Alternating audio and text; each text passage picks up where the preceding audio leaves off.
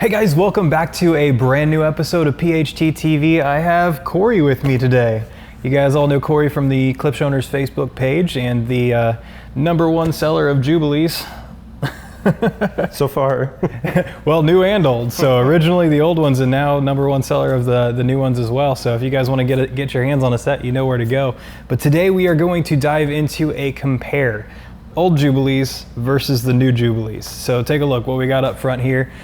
We did not do 1-2-1-2 just because these guys are bears to move, and I mean honestly we already know both the new gen and the old gen are going to have excellent stereo separation. They've got that massive horn. I'm not worried about that. I want to hear tonality. I want to hear, what do you want to hear out of these guys? Most people are going to be interested in low frequency response because naturally the old ones are going to fall off starting about 38. We do a lot of times put in a little bump at about 32, 33 hertz. I forget which one. We bump it up about 5 dB. That's about as below that it really struggles. So for me and most listeners, the biggest difference is going to be the bass band. So basically we're going to play some Post Malone, or actually just most anything. You'd be surprised just switching back and forth how much that low bass just really fills things in, makes it feel full. So a lot of times people still run subwoofers with the old ones. The new ones just completely unnecessary. So we're gonna hopefully prove that. I don't know how much of it you'll be able to hear due to copyright issues, but we're gonna dig into that. Also, just the general voicing. Roy has gotten just really, really good at voicing speakers. Him and his steep slope networks just make the drivers blend really nicely. Also, we're looking at that big fat ridiculous Celestion compression driver, and that's an upgrade from the old, the B and C ones, which had a lot of breakup around 10 kilohertz. So hopefully we'll listen to some stuff that has some higher frequencies just to see how much of that breakup that we'll be able to tell. So those are the biggest things. But I mean, just even looking at it, like I had seen them both separately, I didn't realize how much bigger the new version is until I look at it right here. Especially the bass bends, they're fat cows, and the trim ring that goes around that 402 horn, matches the width. It just makes it look crazy imposing. And of course, if you use a wide angle lens like I have been, it exaggerates that. So some of the pictures I've been taking it's a little exaggerated, but not much. They're just so fat. Seeing them side by side also like that, it just tells you how much better this one's going to look in a home versus this. Oh, of course. The veneer, if the old ones, everybody always struggled to make them look good. The beauty panel that we've put on the front, that's about the best thing that everybody's been able to come up with. That does help a little bit, but they've tried grills. They've tried one set, I believe is the set that Luther Ward has that technically belongs to Travis Williamson. They literally veneered every single thing in that horn mouth, and it took them forever. And of course the plant said never again after that. So then there's the Michael Beasley put that he had aluminum bars that went across the outside. That looked nice. People have been trying to cover up that 402 horn. So it's been an ongoing challenge just to make them look presentable. And so what they did in this new one was actually get a proper industrial designer. The guy that works for Klipsch is just really good. That's Tony Martin. Yeah, so you'd be surprised, just painting that 402 horn alone is that brings out the wow factor. You can see the plastic on the old ones just kind of has mottled. They tried about, from what I hear, they tried about 10 different compounds and mixes before they found one that actually works great with the new 402, and it just looks incredible. But little details too. You see the waterfall effect of that front piece. Some of the early renderings didn't have that, but being able to cut that out of an entire sheet of veneer that's just non-stop to get that wood grain that doesn't interrupt. Just little details like that just really makes it stand out. Of course, the back too. Most people are not going to want to deal with the terminal cups. Those are pretty ugly, to be honest. So just being able to use your favorite plugs, whether it be spade or banana plugs, the aluminum terminals that they got in the back, just one more little detail that really makes them look good. So today what we're going to do, like I said, is we're going to do a side-by-side comparison. We're going to go old gen versus new gen. And before we dive into ones that you guys can hear, we're going to jump back and do our PHT testing playlist, and then we'll dive into some compares that we can actually show you and you can listen along with us. Now, as we always say, you're listening through this mic and whatever speakers that you have set up at home, so it's not going to be at all what we're hearing in room here, but it gives you a little bit better of an idea than listening through our lapel mics. So let's get started and we'll see you guys here shortly. All right, first one I'm going to play Midnight in Harlem, Tedeschi Trucks Band, and I always play this on Cornwalls, mainly because when you listen to Derek Trucks in person, it's a different experience. The guitar players say that his tone has a lot of bite, and if you heard that live, you would know what that means exactly. Just very aggressive. Of course, most anything, headphones, your car stereo, most anything is going to make his guitar sound pleasant. But when you hear something that has pro audio DNA, it really it brings that to a different level. And unless you've heard him live and up close, it's hard to describe. So first one I want to play is that, and I'm specifically listening for his guitar at the end. His solo is just otherworldly, but also Susan Tedeschi has like a low and gruffy voice. It's hard to pull it off. So I've heard speakers, I hate to say it, but like Cornwall 3s, they sound kind of bloated. So when I play this, I'm listening to Susan's voice and I'm listening for that bloated, because these are crossed over fairly low, like around 350 hertz or so. So if that bass bin is too fat, her voice is just going to sound bloated and not very pleasant. So, and one other thing we want to make note of, you see him using his phone to control it. This is not us playing Bluetooth at all. This is us controlling the node with the phone. So yeah, so basically we're using a streamer, and when you're in the demo game nowadays, especially when you're just shotgunning through everything, it just makes life so much easier. I mean, we could have hundreds of records, but it's just, at this point in time, I'm perfectly happy with streamers. So I think you definitely notice the lower frequency there, how it does dig deeper, but not in so much of a sense that it digs deeper, but more it's blended significantly better, as well as a depth in the overall soundstage as well. I feel like it's significantly better soundstage on the newer gens versus the older gens as well. That's not what stood out to me. Did you hear the difference in the high frequencies? Oh, you mean where her voice rolled off? Like her voice just sounded more natural and airy. You could hear the extreme, high frequencies coming out of that. But even his guitar, the little psh, psh on the percussion, even the organ just sounded alive. It sounded real. So audiophiles often use the term wet to describe, the difference of what we just heard. So they held their own, but the new ones just had so much more detail. I was really surprised. I think that detail shines in the soundstage as well, because it's almost like it's taking all of the instruments and compressing them into one location, and it hurts that blend a little bit.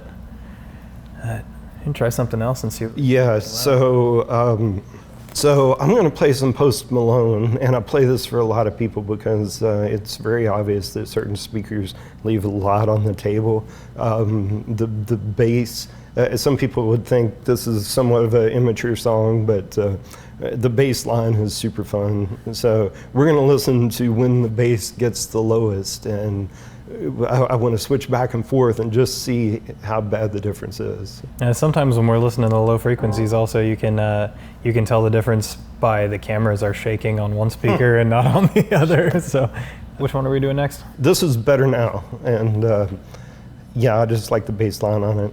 Lots of fun. All right, we'll be back to tell you our thoughts on this one as well. Yeah, there's definitely a difference in the frequency as well. Oh man, yeah, it's like. Well, you could hear the old ones just struggle. Like, they did okay until that lowest frequency, and yeah, you could just hear them struggling. Yeah. And it sounds decent, and then you switch to the new ones, and it's like, oh, that's what. Well, it's just so full and effortless. Yeah, that's what it's supposed to sound like, and yeah, just world of difference in that lower. I was surprised that they held their own as much as they did on the upper stuff, but. You know, like I said, these things are naturally flat to about 38 hertz, and once you boost it to 33, that covers that. But you know, that once you dip down much below that, they're gonna give up the ghost. And the new ones are 18, aren't they? Yeah, flat to 18. That's in the lab. That's not even in a room. You put these things in. People keep asking about a small room, and.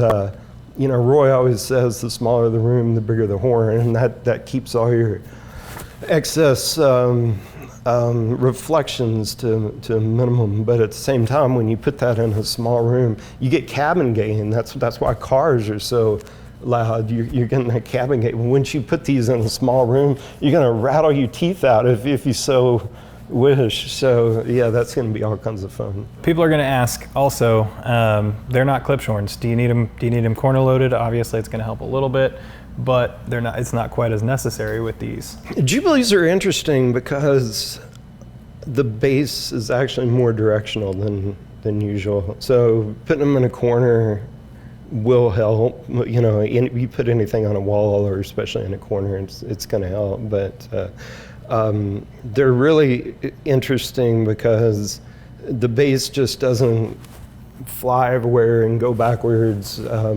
as much as normal speakers. So, and that actually, we used to run into a problem, especially with the old ones, that, you know, people want to sit on that back wall even closer than we are. The problem is that once you get 3 or 4 feet from that back wall, if you're listening to bass that's a little more directional than usual, you're going to get some SBIR issues. You're going to get bass that's bouncing off that back wall, coming back, and it's going to cancel out. So we would get a notch in the upper bass response because of that, when normal speakers that are just throwing bass everywhere may not have the same kind of response. So all small rooms are going to have room modes. You know, bass is flying everywhere. They're canceling each other out. You're going to have hot spots, dead spots. But when you put Jubilees in that same room, it kind of alters things a little bit. It's not immune to it, but yeah, you get into some interesting situations. Due to the fact that it is horn loaded as well as ported in the front, so it comes, everything's aimed at you from that direction. What a wonderful world with Eva Cassidy. So Eva Cassidy has heavenly voice, so we're gonna hear what she sounds like. You know, you can get deep bass from a subwoofer, yes, but it's hard. First of all, it's hard to integrate and get it perfectly time aligned. Most people are not gonna do that. But second of all, these are horn loaded. I mean, you haven't truly heard bass until you've heard horn loaded bass.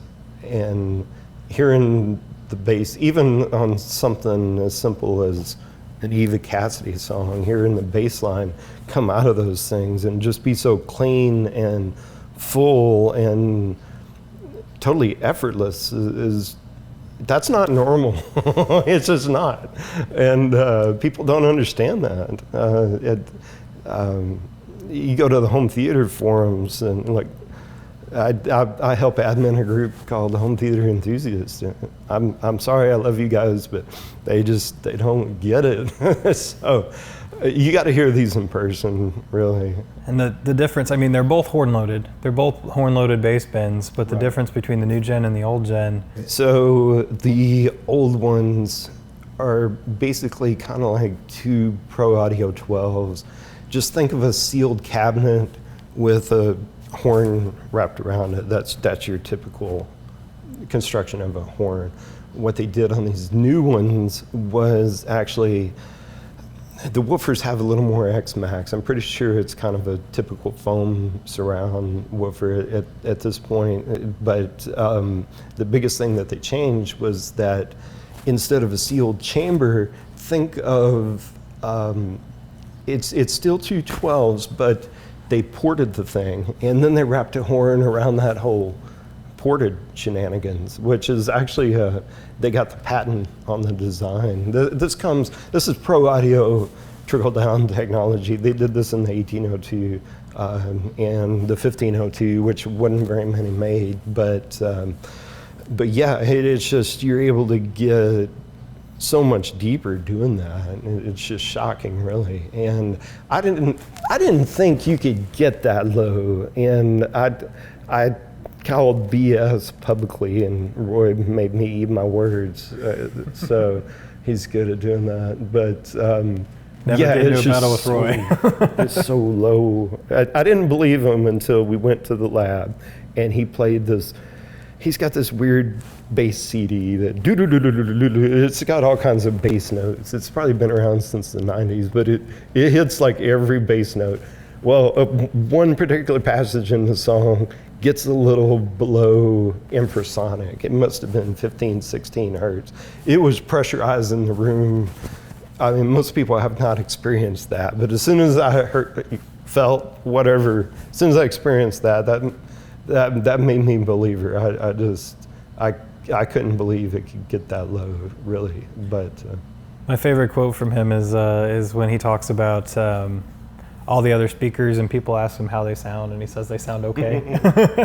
Right. That's one of my Well, then he gets to Jubilees, and I guess he says that they sound pretty good. That was the concept. Is he's like, no, people think I'm just messing with them, but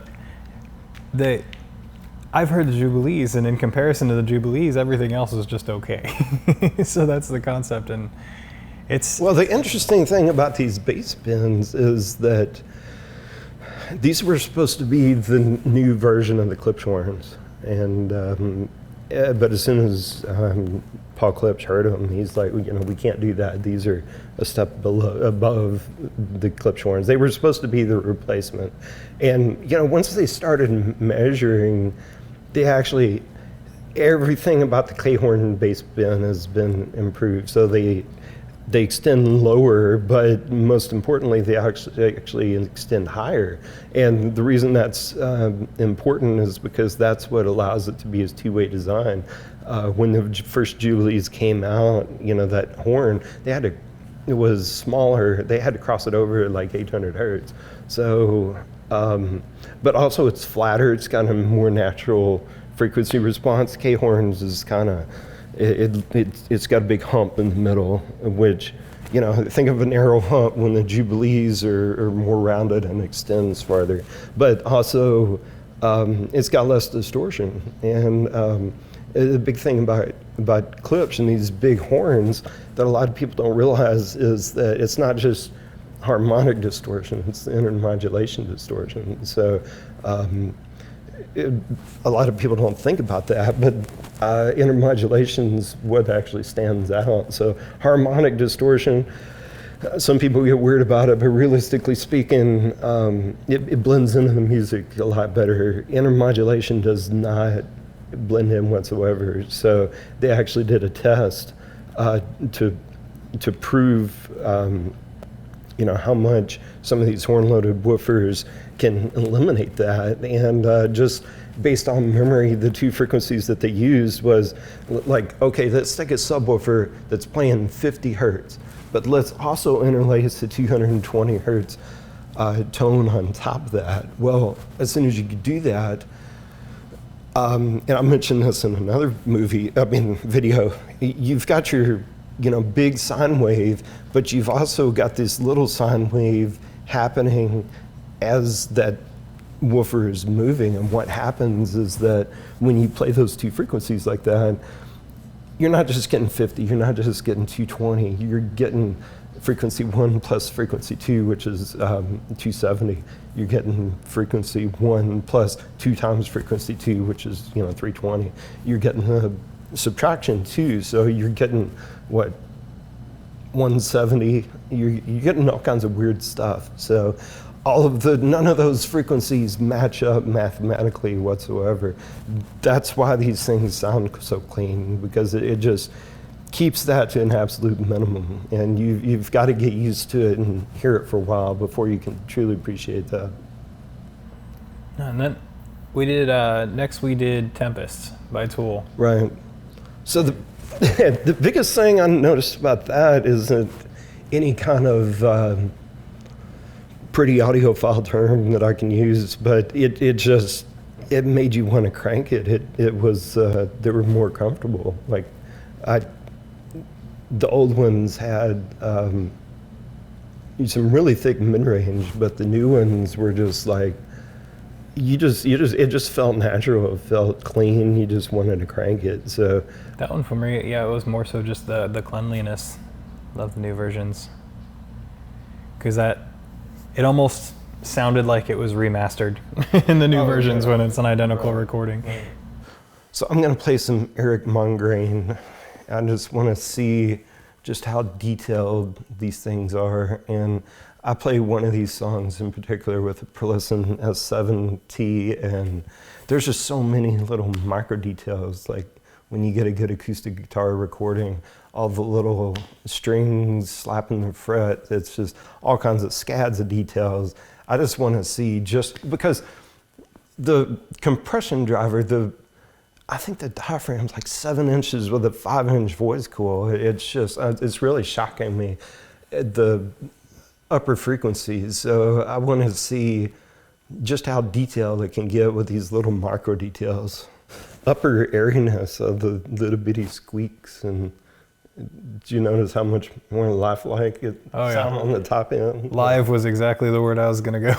Well, I just keep wondering if because the old ones actually aren't very old. I just took them in on trade, but the guy who had it actually didn't use them very much. So I guess I thought he used them for maybe more than he did. I wonder if those compression drivers aren't quite as broken in. But yeah, just the little micro details on the top end, that was interesting. Well, comparatively, I mean, these are brand new. Definitely out of the box. So oh yeah. Do we want to do anything else before we show them stuff that they can listen to as well?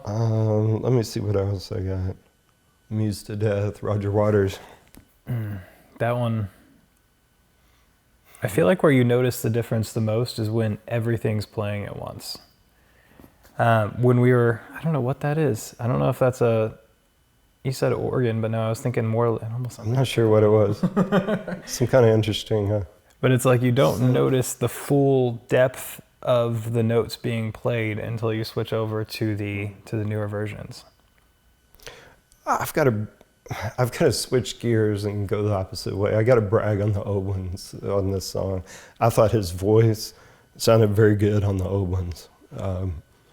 So you could still tell there was upper details, but the new ones are a blessing and a curse in terms of the human voice.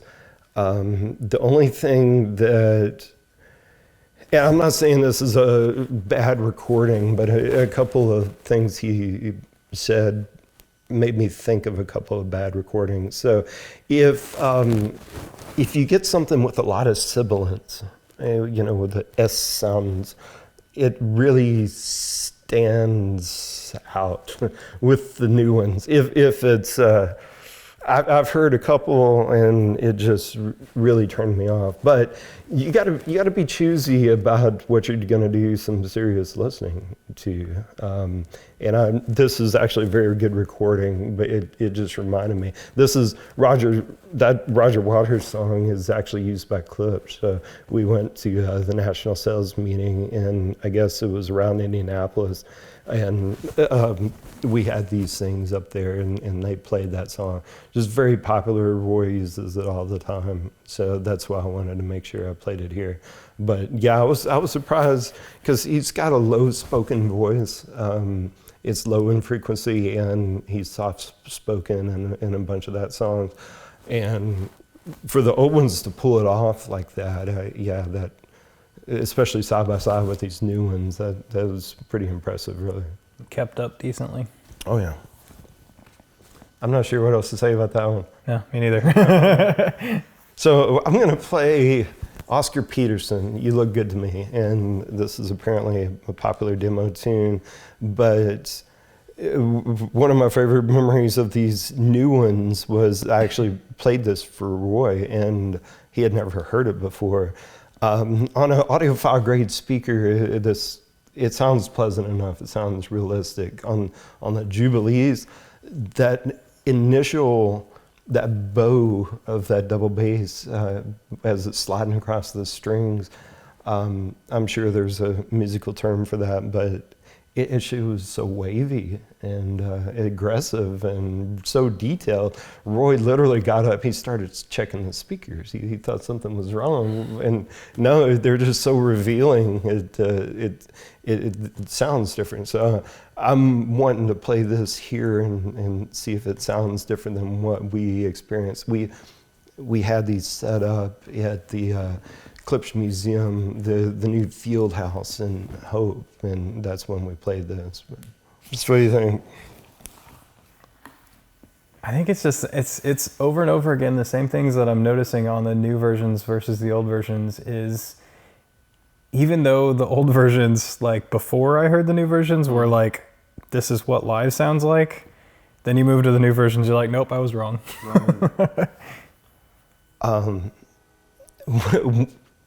On that intro, when he gets really low, that's just the detail that's coming out in that wavy tone is just nuts, and that's what we heard. That's what prompted Roy to get up, and because it almost, yeah, it's so wavy, like you said, it almost sounds like a driver and it's blown, or it makes you think that. But I've never heard a double bass being spanked like that live, but I can't imagine that it would sound any different. I mean, it just sounds, using my imagination, it sounds just super realistic. That's one interesting thing that Paul Klipsch used to do. He used to like to go to listen to live unamplified music, so orchestra or whatever, just to, train his ears. He wanted to know what the instrument sounded like. So, how can you make a Klipsch horn sound realistic if you don't know what the real thing sounds like? So, I wish I had that experience with the double bass like that. But Klipsch actually uses this at this last national sales meeting that we went to. This was played. Jim Kazicki, I think that's how you say his name. Sorry, Jim. Anyways, he played this. One of the things that he mentioned was one of the things that you noticed, that basically, hey, there's a voice in the background. So apparently when that bass player on that song gets fired up, he starts making all these weird noises and talking to himself or whatever. And you can hear that come through if you pay attention. But I didn't notice it in the old, but I did notice it in the new. Yeah. So you hear the it's faint. But, all right, so that is all the commercial music that we're gonna listen to today, guys. We're gonna dive into the stuff that you guys can actually hear and listen along with us. So we've got 4 or 5 tracks we're gonna check out, and you guys listen along with us so you can kind of get something of an idea of what they sound like, even though it's absolutely nothing like what we're hearing here, but just to give you something you can listen along with us to. So let's dive in first to the heavy metal track. This one's gonna be Draekon, The Value of All.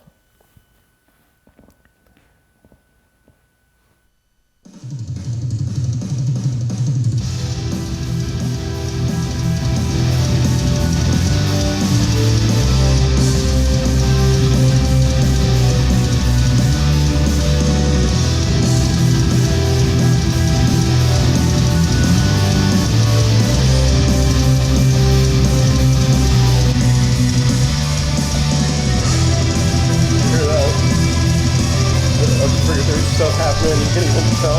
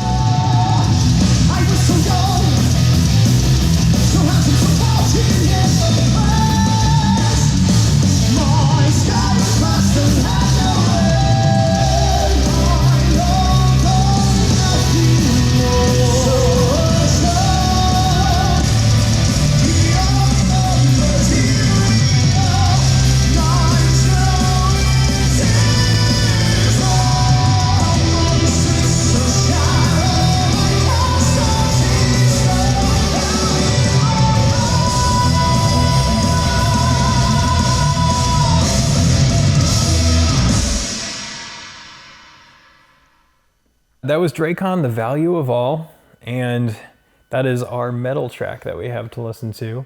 So my initial thoughts are, yep, that's all I got. The biggest thing that stood out to me was when he switched from the old ones to the new ones. There was some cymbal work that I couldn't even tell existed in the old one. It was just completely lost in the mix. Now, when it was there and then going back and listening for it, I could hear the low frequencies, but then you switch back to the new ones and just that extreme upper frequency brightness of those cymbals just stood out like crazy. That was really, the guitars sounded almost identical, really, just the thrashing guitars, but those upper frequencies on those cymbals were just night and day from what I heard. I felt like the vocalist almost changed. It almost sounded like they changed vocalists between the two a little bit as well. Yeah, a different tone for sure, but yeah, their percussion took my attention way. So I was listening to those cymbals the whole time. Oh, you know the drummer. That's the one that's Stan's the drummer. Oh, what's up, Stan? You're watching this, aren't you? Good job, man. That was Draekon, The Value of All. Let's move something. Rock tends to be really good example of high frequencies in mid-range, but it tends to miss out on some of those lower frequencies. So I'm going to switch to something that is really bass heavy. Our favorite bass test here that we do on the show is Mycelium by Matt Summers.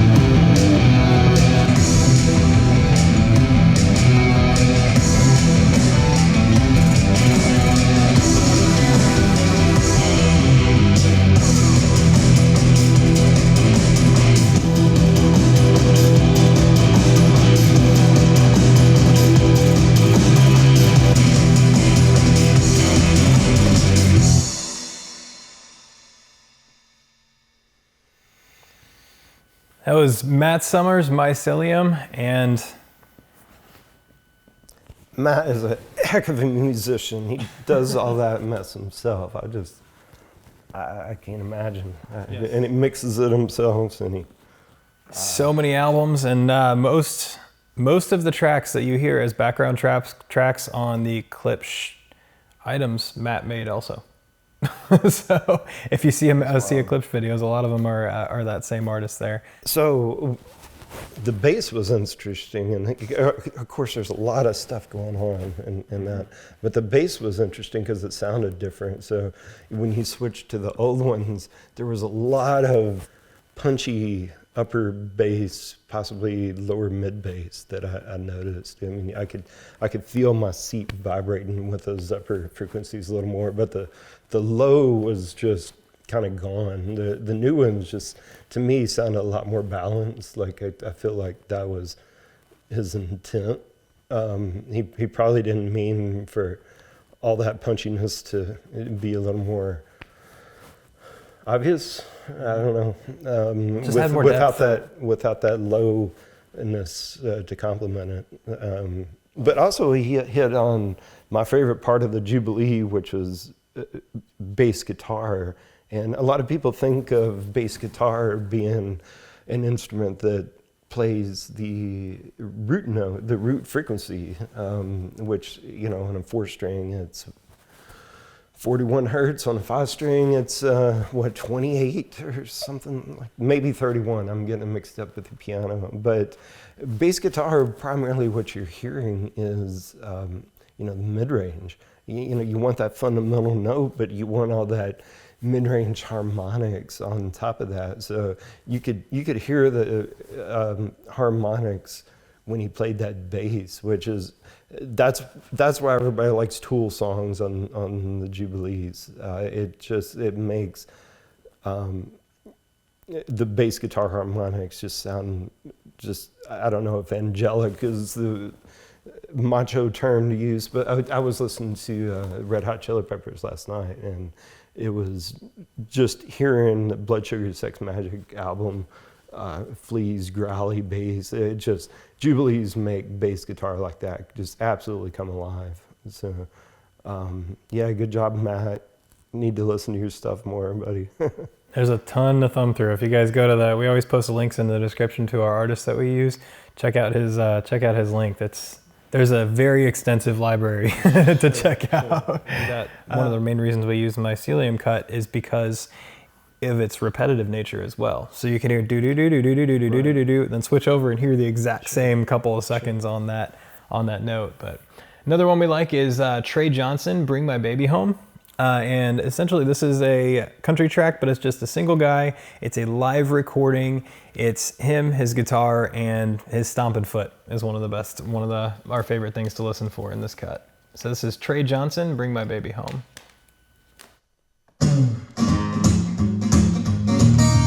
Worries and troubles all wearing me down, burden so heavy help can't be found. Broken down heart, lost and alone. Somebody bring my baby back home. Say somebody please, somebody please. I'm on my knees, honey, won't you come on home? If this heartache here ain't leaving soon, drowning in tears, getting out of me, breaking down.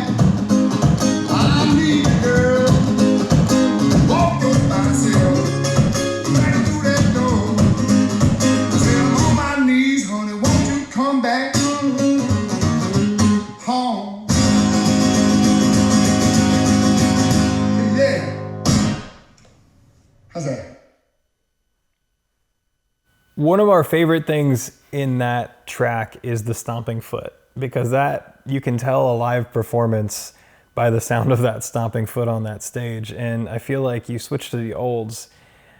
Should we call them undergrounds or something? Just That's referring to them as what old. Rick calls them. Underground. You switch to the undergrounds, and you almost lose that. You switch to the new version, and it just feels like he's here in the room with you.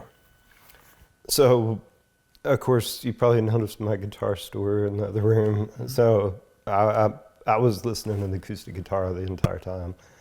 I thought the old ones sounded, I hate to say it, it sounded excessively muddy and rich to me. The new ones just sounded clean. His vocals too, in that same regard. Yeah, it just there was a lot of thick lower mid range that I felt was a little unnatural comparatively. So I don't know what that's all about. You can probably some of these things that are standing out. You can probably see that white cord. I forgot to take it off, but yeah, we actually double checked the Zilliqa DSP to make sure that we do have factory settings, and the owner that. I forgot to even check before we hooked it up, but the old ones are not unlocked. You can actually get in there and you can change stuff. You can make it sound however you want. So that's why I did that, if anybody picked up on that. But stuff like what I just experienced and described is why I wanted to check that. So it just felt like there was, with acoustic guitar, you should have a magical shimmery top end, and the the mid-range should be pretty flat. So I felt like lower mid-range was a little bloated, and the top wasn't as magical as it should be comparatively. So all right, so let's do another kind of country artist, but this is more of a studio country artist as opposed to a live performance. This is Jason Helms Band, and this is a song we test called My Kind of Woman.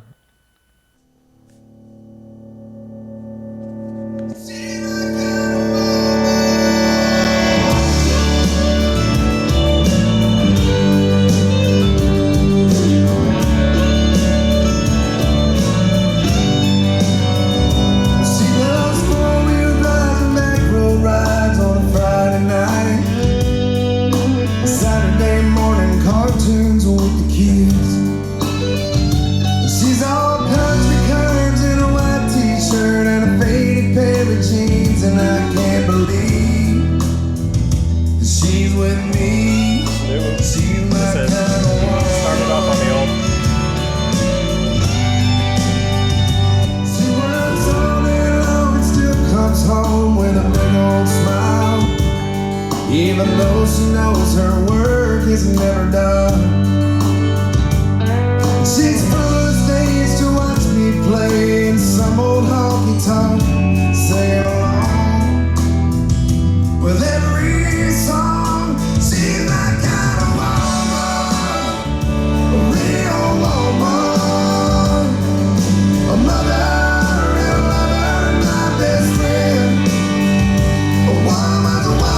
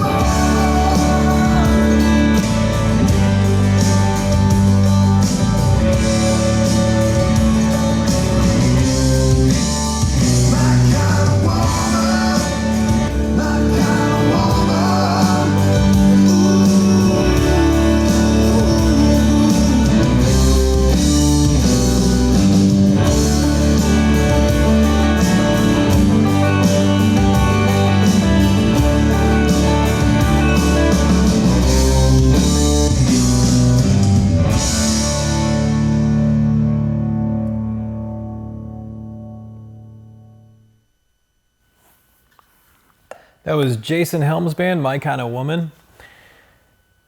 What are your initial thoughts on that one? I hate to say it, because some of you guys ain't gonna like me for saying this, but I almost like the old ones on that song better. And when it first started up, you could probably see me shutting my eyes. You guys would not believe the sound stage in here. And this is, honestly, this is why I don't really like people listening along, because you're just stripping everything down to basic comparative frequency response. That's it. You don't understand, like, when that fiddle, just, you couldn't picture it. I mean, this is a 25-foot long room, and it's like a wall of sound. It's just absolutely insane. And all of that just completely gets stripped out when we're doing what we're doing. But people like it, and it's fun, and I hope you enjoy it. It's entertaining to some. So, but yeah, it's just, especially with Jubilees, you got to hear these things in person. So I hope you have fun with these, but it's just not the same at all. From here going forward, if they do want to hear them in person, are you going to keep one in the showroom? Yeah, these are going to stay here. So they're just such a pain to move. So I don't want to have to stick them in the house, that's for sure. But yeah, just hearing how that sounded on the old Jubilees, that almost sounded like it was mixed live. So you've got the more punchy, more obvious upper bass from the bass guitar. Usually in a live situation, that shimmery high frequency stuff isn't quite there. So anyways, yeah, for whatever reason, I just like the old ones with that. It just sounded more live. The high frequencies were a little more rolled off and more comfortable. The bass guitar was a little more prominent and punchy, and yeah, it's just I don't really want to take a dump on the old ones whatsoever, because we've been praising these things have been in production for 20 years at this point, and the super hardcore fans are that's what they've always gotten, and a recording like that just that really shows why they like them. I can't emphasize the soundstage enough. I don't know if you noticed that, but it was just, I couldn't tell where it was coming from or which ones were playing. It was just ginormous. That's just absolutely crazy. Yeah, in that particular cut, I felt like you might even see me in the recording pressing the button over and over again, because I wasn't sure that it had actually changed on some of those cuts. I think that's going to be about it for today's video, guys. So what we're going to do is we're going to cut right here, and we are going to roll the credits, and this is going to be a long video already. So let's go ahead and jump into after this. You're going to see we're not going to change clothes or anything. We're just going to have this in 2 separate videos, as this is part 1, and the next one's going to be part 2. We're going to do this listening, and then we're going to do a review of just the brand new ones. So we're just going to listen along to just the brand new ones for a while. And it's not going to be it's going to be a part 2 of 3, I suppose, because later we're going to wait until they're broken in. These are fresh out of the box. So we're going to wait until they're broken in a bit more. And Corey's going to do a review himself of just the Jubes after they've been broken in for probably 5 or 6 months. Sounds good. All right, so I think that's going to be about it for today, guys. Thank you guys so much for watching, and we will see you again next week for our Jubilee review. All right, thanks, guys.